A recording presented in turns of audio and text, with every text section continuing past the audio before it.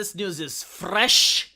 Came out 43 minutes ago and is causing a massive meltdown on the Twitter. We're going to look at that in a bit. But first, it seems that Elon Musk actually wants to buy the Twitter for $41 billion. The madman is trying to do it. So he was offered a position on the board and he refused it. Now, the CEO of Twitter didn't really articulate why Elon didn't want to sit on the board. But apparently it's because that chair was tied directly to Elon not being allowed to buy more stocks. In other words, he would not be allowed to own the company. So that is why he refused it. And today it seems that he wants to purchase at least the remaining amount of shares until he gets 51%. And his offering price is $54.20. Now you might wonder, like, why $54.20 per share? It's because 420 apparently is a code name for marijuana. There's a little joke in that. It's called trolling. It's called a little bit of trolling. So there are multiple ways that this can go right now. Number one, the deal can be made. I would love to see this reality where Elon Musk manages to own Twitter and all of the hammer and sickle, roses and pronouns in the bio who are advocating that my private company can do whatever it wants. I will be like Hannibal Lecter smiling next to them and be like, yes, anything that it can want, you have convinced me. You advocated for this for years, haven't you? Now my private Elon, my private billionaire can do whatever he wants. Probably that's the least likely event because already we are getting some insider information that the shareholders might not want the 54.20 per share because they said that last year it went all the way up to 70. So they might not want to sell. In which situation, Elon might, decide that this wasn't the final offer and push for more money. Or this might actually be a way for him to make some money on the side. Because if the value of the shares go up, then he can sell some of the ones that he already bought and make more money. So that would be a smart business investment.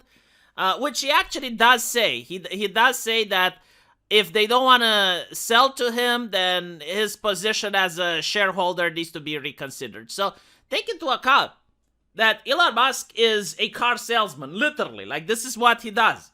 So he could genuinely create the situation where he buys the shares, pretends that he is going to take over the company, the price of the shares go up, and then he sells the ones that he had and he makes a profit. It is in the realm of possibility, I just want to say. I mean, that would be a very smart business decision if Elon wants to make more money. If he is actually doing this for the principles, then we're going to see where it goes. Hopefully, he is going to take the company. Now, remember when I made the video? And the video was, I believe, a couple of days ago, where I showed you a guy who claimed that he worked for the Twitter Trust and Safety. And he's going to quit his job because of Elon. And I said, look, it might be trolling. I don't know. Possibly trolling. In fact, I erred on the side of caution. I said this is trolling. But I don't want you to think of that guy as an individual. I want you to think of him as a concept, as an idea. Because this is literally what's going to happen. You're going to have like all these people who have been on the platform of Twitter for so long. And they have been able to do whatever they wanted. And their ideology was catered to. And they were held to different standards than us. And now that it's going to be not even over, not even that, but like they might realize that they will be on an even playing field, they're going to freak out. They're going to be absolutely terrified. Because I'm going to tell you something else that I noticed. Back in 2016, whenever I wanted to debate a left-wing person on issues like representation or inclusion or equity, whenever I wanted to do that, I couldn't find a single person willing to come up to my channel and explain to me why inclusion in comic books is a good thing. I couldn't find a single person. Now, oh my God, everyone would want to jump at the occasion. Everyone would want to jump at the opportunity. Why? Because of terms of service. You know, they can say literally whatever the fuck they want. But if I don't watch my language, well, terms of service violation.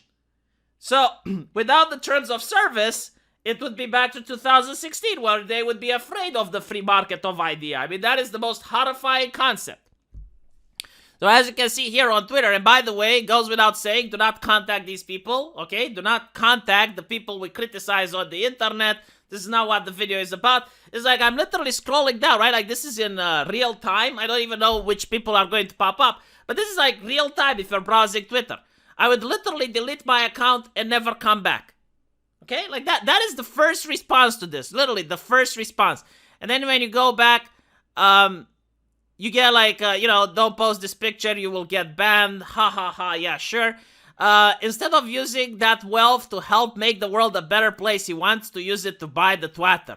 No, he will reinstate the former and whoever else was banned. No way, right? These people are a little bit upset. They're a little bit upset only on the idea that everyone could, like Twitter could actually be inclusive. Like the concept that Twitter could actually be inclusive freaks the living shit out of these people. I mean, it's getting to the point where, I have mentioned this before, you can go out and get a haircut. Or you can take an Uber and drive somewhere. And you can talk with your hairstylist or you can talk with your Uber driver about issues like the pandemic or anything, right? And just ask questions. Like, you have no opinions on the matter. Just do like an interview. Ask your taxi driver what he thought about the pandemic. And then see if you can put what the taxi driver just said, if you can put it on Twitter without violating the terms of service. Because the terms of service is causing a parallel reality on Twitter that does not reflect what most of the human population in the United States even believes. Like, most of the working class is completely detached from Twitter. Like, unless you live in California, unless you're part of the bourgeois, unless you have money and wealth, chances are your circle of friends are violating the terms of service right now. Right now. If they were on Twitter, they would get banned. You know, ask them if they think trans women are women. Ask them what they think about her pronouns. And see if you could put that onto Twitter and how long it would stay. Because that is the situation we're in. That is like what is happening now on this platform. The things that are trending are things that no one gives a shit. I mean, I just want you to remember when Parler was a thing, I would look at what's trending on the Twitter, and it was about Nazis and like evil groups and whatnot. And I'm thinking, like, how many times does the topic of Nazis even pop up in a person's conversation? I mean, I've been talking with my friends for years, and this topic rarely, if ever, pops up, but apparently it was trending on Twitter. Meanwhile, I go on Parler, and like what was trending was, here's 10 reasons why golf is better than sex. And I'm thinking, you know what, like that conversation, yeah, I can see that happening if I'm with my friends at a beer. I can definitely see that boomer conversation taking place. Like, it was like normal people talking. And when you go on Twitter, it's completely just out of the world, batshit insane. Now, I don't know if Elon is going to fix any of this, but like only the prospect that someone might change things is shocking the Twitter intelligentsia like nothing else has shocked them before. So let me know what you guys think, and I'll see you in the comment section. Take care.